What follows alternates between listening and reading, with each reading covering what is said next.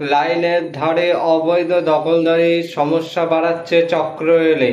সবকিছু আপডেট নিয়ে রয়েছে বিস্তারিত ভিডিও। চলুন তাহলে শুরু করা যাক, আর সাবস্ক্রাইব করে দিয়ে লাইক করে দিয়ে তাহলে ভিডিওর সাথেই থাকুন। চলুন তাহলে ভিডিওতে ঝাঁপিয়ে পড়ি।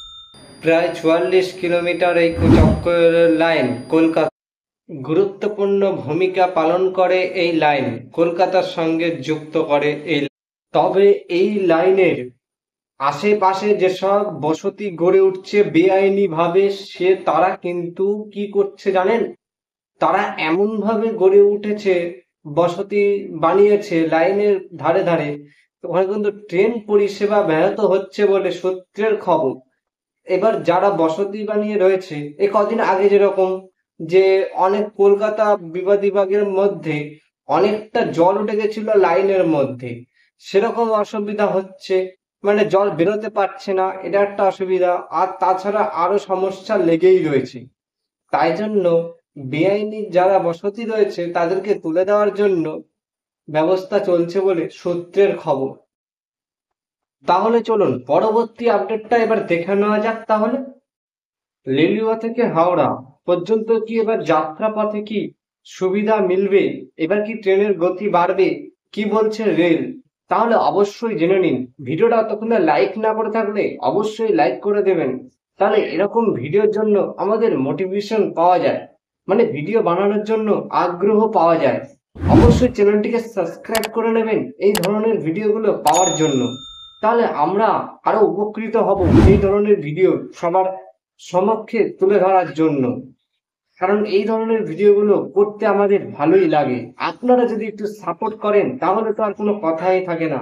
অবশ্যই ভিডিওটা আমাদের কমেন্ট করুন, লাইক করুন। তাহলে চলুন এই আপডেটটি জেনে নেওয়া যাক কি বলছে। হাওড়া ডিভিশনের ক্ষেত্রে রেল বলছে যে 25খানা লাইন রয়েছে তাদের হাওড়া ডিভিশনে।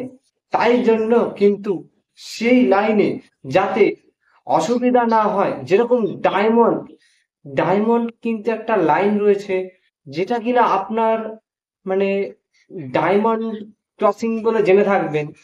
আরো এরকম অনেক কিছু রয়েছে রেলে। তাহলে এই ধরনের যেসব জিনিসগুলো রয়েছে সেসবে কিন্তু প্রবলেম হয় অনেক। তাই জন্য রেলের বাঁক নিতে কিন্তু প্রবলেম হয়। এবারে সেই জিনিসটাকে রেল কিন্তু পদক্ষেপ করছে, মানে সেই জিনিসটাকে কিন্তু নজর দেওয়া হচ্ছে বলে সূত্রের খবর। তাহলে কি হবে? হাওড়া লিলুয়া পর্যন্ত কিন্তু ট্রেনের গতি বাড়ানো যেতে পারে বলে সূত্রের খবর। তাহলে চলুন এবার মূল আপডেটটির দিকে যাওয়া যাক।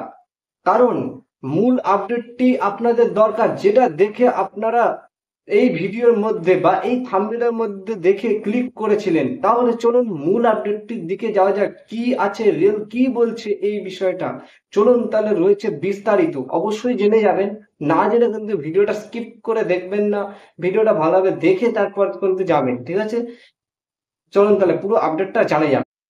রেল জানাচ্ছে যে পুজোর আগে গতি বাড়ছে 3 জনপ্রিয় ট্রেন। সেই ট্রেন কিন্তু পুজোর আগেই গতি বাড়ছে বলে সূত্রের খবর। কেন বাড়ছে, কোথায় বাড়ছে, চলুন তাহলে জানা যাক। আর কোথায় সময়সূচিটাও কিন্তু পাল্টানো হয়েছে বলে সূত্রের খবর। কি সময়সূচি হয়েছে, কোথা থেকে কোথায় ছাড়ছে, কোথায় যাচ্ছে, রয়েছে বিস্তারিত, জেনেই যান, ঠিক আছে? রেল সূত্রে খবর যে কিনা পুজোর আগে কিন্তু উত্তরবঙ্গে যাবার জন্য ধন নামে বলে সূত্রের খবর। কিন্তু এবারে কিন্তু একটু যাত্রাটা অন্যরকম হবে, ট্রেন জার্নিটাও অন্যরকম হবে। কেন হবে চলুন তাহলে জানা যাক। রেল সূত্রের খবর যে কিনা পুজোর আগে নতুন ট্রেন চালাচ্ছে, মানে বিশেষ ট্রেন চালানো হবে বলে সূত্রের খবর।